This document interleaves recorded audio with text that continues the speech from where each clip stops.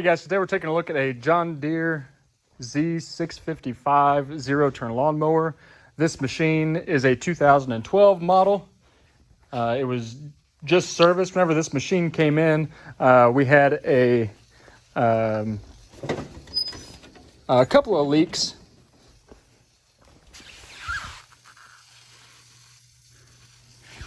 Got a little bit of water on the muffler there. We had a couple of leaks, one coming from the drain hose, and then one of the transaxles was leaking. We replaced a seal on the transaxle. We tightened the drain hose on this, and while we were at it, we went ahead and took the engine off, put a new rear main seal in. We serviced it. It was only running on one coil, so we replaced that coil as well.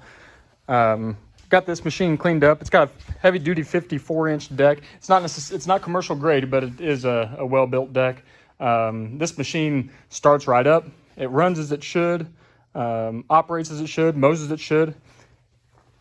Has 579 hours showing on the meter. Just fully serviced.